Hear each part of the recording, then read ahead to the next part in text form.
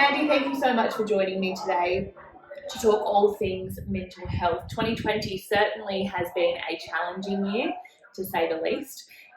It's been a curveball for everybody. How are you going and how have you navigated the changes? Yeah, it's been a bit of a ride, Hayley. How am I going? That's a really good question, and it's probably one that changes every day. And I know for my team as well, there's some days where you feel like you're on top of the world and everything's going really well, and then there's other days where it's just feels like Groundhog Day, where you can't get ahead. And I think it's just learning how to manage that flux and how to take the good moments when they come and not get too caught up in the shit. Yeah. Don't get too caught up in the shit. I think that's the takeout of this. Mandy, you're the CEO for H&K Strategies, which means you oversee all of the teams and the leaders for H&K. Yeah. What has it been like to lead during a time like this? Yeah, I think it's been a really interesting time, not only to be a leader, but to watch other leaders. And there was a saying I read just recently, actually, which was COVID's really held up a mirror to our leaders. And I think it's really been an opportunity for great leaders to actually shine. Yeah. And for leaders to really flex into, I guess, empathetic leadership. And I think for me, that's probably the one thing that I hugely value out of COVID is it's actually made space for people to talk about leadership beyond just hard skills and hard facts, to actually bring some of those softer leadership requirements to the fore. Yeah. So, yes. Banjo's loving having you at home, that's for sure. Well, that's actually one of the upsides too, isn't it? But I think for leadership, it is actually that compassion, and it's making the moments to be soft with people when they need it most. And how important, you mentioned empathy, how important is empathy when it comes to leadership? Yeah, at the moment, I would say it's probably one of the most important traits is having empathetic, compassionate, open, transparent leadership. And empathetic, I mean by actually taking the time to listen to others and to just be there and not try and problem solve, but to listen. Yeah, and listening is such an important thing. I know for me personally, I now ask people how they are instead of assuming that they will. Yeah. And I think that that's a big shift that we have to take as people, not only leaders, to really stop and listen to people's answers when you ask them how they are and you're not kind of crossing them in the hallway or down the street. And I think one of the challenges with being in the virtual world is just rushing from one thing to the next. So when someone does have the courage to say, actually, I'm not okay, is being able to spend the time with them to hear what they've got to say. And that's not always easy. Yeah. And you talk about your team. How are your people and your clients feeling? Because I think that 2020 has kind of brought the two together. We're starting to realise that everyone's a human being first and foremost, and we're all feeling the same things. How are your people and your clients feeling? I think the team, it was interesting. We went into a period of helping our clients respond to crisis, so we were extremely busy. And there's a real sense of camaraderie, or there's a sense of purpose when you're in the middle of crisis. Everyone has a clear destination for where they're heading to, and you need it. I think we're probably we're well out of that real immediate crisis moment. So I think for us now, it's trying to really keep focused when you're tired, because I think that's probably the biggest factor at play at the moment for both us and for our clients is the team's tired. Yeah, absolutely. Now, I know you and I have both spoken quite openly about our own mental health journeys. Have there been conversations with your leadership group and perhaps your agency as a whole specific to mental health and what you can be doing from a leadership point of view?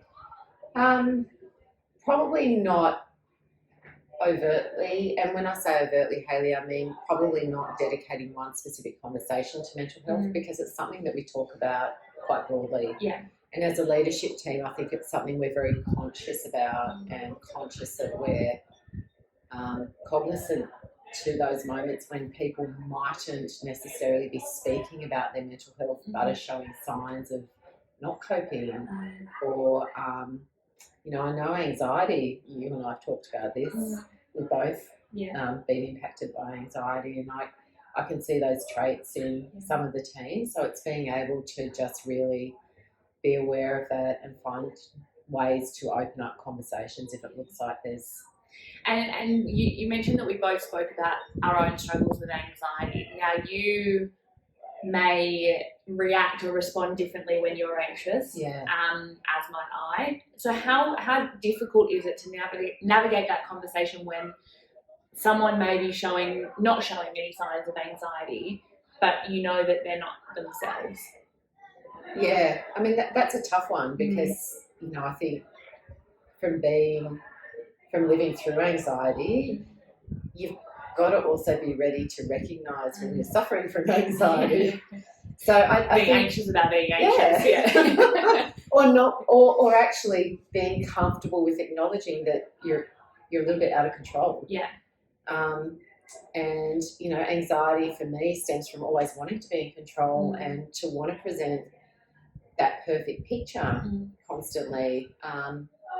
And so for people to be ready to let go of that, that's hard. So I guess there is no normal way to navigate those conversations, Hayley. I think it's probably more, as I said at the beginning, being a pair of ears to listen when people need it. You're so right. I think just knowing that there is somebody there if you want to reach out to can mean the world of difference to somebody, and it might not mean much to the person that's reaching out, but it might mean a whole lot to that person that's struggling. Now, Mandy, what does it mean to be mentally healthy to you? Lots of different things. Mentally healthy to me is actually just being able to manage my well-being. Yeah. So I have a great saying, which is, I can't give myself fully to anyone if not even then. Not to you either. If my cup is overflowing. Yeah. And so for me to be able to be present for my team, my family, I need to give myself space in my cup. And that for me is mentally healthy. Yeah. And how do you make space in that cup? Yeah. I've spent quite a long time working that one out. Yeah. For me, there's a combination of things. Sleep is really important. Yeah. I know I need at least 7 hours sleep. Yeah. Anything less than that, my resilience is really low. Yeah. Eating healthily. You know, I know when I'll suffer if I don't eat healthily. And not drinking. I've given up the booze because it just doesn't work for me. Yeah. And it sounds really boring, doesn't it? No, I think that's great because I think, like you said, everybody is different. So, you know, what works for you, you know, I spoke to Rose, she's like, not going to lie, I'm not into fitness, not into yoga. And it's not the way that she winds down or, you know, de-stresses or recenters. But for many other people, like I know for me, the way that I make sure that I'm mentally healthy is, you know, sometimes the most exhausting workout that I've done in the day. The most exhausting thing I've done is the most refreshing thing that I've done. And I think that helps me recenter. So I think for everybody it's so different. And our entire daily routines have changed. You know, we're no longer commuting to work. Yeah. We no longer have travel time between meetings. We no longer have that day-to-day interaction at the kitchen or on the way to the printer. Are there any new practices or habits that you've put in place to kind of help keep your mental health in check? Yeah, look, I mean, I've always walked or run or swum or done something in the morning. That goes without saying. Yeah. I've been able to dedicate, like basically give my commute time to my morning exercise, which is amazing. But actually being able to get out and get up and go for a walk in the middle of the day is incredible. Yeah. And then at the end of the day as well, because I think, as you said, Hayley, we're so used to getting up and moving between meeting rooms. I actually physically can't sit in one place all day. It just hurts. Yeah. And it's not good for anyone. Yeah. I've actually blocked out 15-minute chunks in my diary where I just get up and go. I leave my phone at home I just walk around the block, because if I take my phone, I'll be on my emails. Yeah. But if I leave my phone at home, it'll just be my time to do 15 minutes around the block and then back at my desk. Well, you've given me a new There we go. practice. I love it. There we go. 15 minutes. Just schedule it in. It's like a little meeting with yourself. Now, how important is it? I know you and I speak very openly about our own personal struggles with anxiety. Yeah. How important is it for us to normalise that conversation around mental health, regardless of whether you're a leader or, you know, a junior person coming up through the business? How important is that conversation to be normalised? Look, it's absolutely critical. We talk about when we've got a cold or we're not feeling well. I mean, being mentally healthy is just not being balanced in the same way that you're not, well, if you're ill otherwise. Yeah. So, you know, it should be a similar conversation. And, you know, I really encourage my team to be proactive in saying, you know, I'm feeling really tired today. I don't know whether I'm going to be at my best. Or I know that I'm feeling anxious about this situation, or I'm feeling unsettled about what the client's asked me to do. So there's nothing wrong with it. And I think the normalisation of that conversation is really important. And on that, I think, you know, I cast my mind back 12 to 18 months. Yeah. And if I had called up my employer at the time, or any employer for that matter, and said, I'm having an anxious day, not feeling very good, I don't feel like coming in today, can I take today as a sick leave? Yeah, oh, sure. Just teaspoon of cement, Hayley, and get on with the job. Exactly. And you would have been asked to provide a doctor's certificate. And that's the last thing you feel like doing when you struggle from anxiety or, you know, any sort of mental health struggle. Now, do you think that 2020 will bring around the change that it'll be no longer called sick days, but perhaps mental health or personal days? I know Group M are currently doing it. Do you think that there'll be a shift in the terminology that we use? Because I know personally I don't have 10 days of sick leave ever that I use. So there is 10 days that, you know, where I'm having a really bad day, I could take it and not feel bad about it and not feel ashamed about having to go to the doctor and get a doctor's certificate. Do you think that that shift is coming? I hope so. But I think to go back to your first part of the question, which was, do you think there'll be other types of leave? I don't think there needs to be. If you're mentally unwell, then you're unwell. Yeah. So take it as a sick day. Yeah. Because you're right, I can only imagine how much sick leave is accumulated in everyone's kind of leave allocations, because we just don't take sick leave. You know, you're absolutely right. Now, Mandy, I've known you for a while, and many people would look at you and assume she's got it all together. She always turns up with a smile on her face. She's a great leader. She leads by example. They would assume that you are immune to mental health issues or stress or anxiety. What would you say to people that assume that of you and any other leader or senior person in our business? Just pull back the curtain a little bit, and behind the curtain there's all kinds of chaos going on.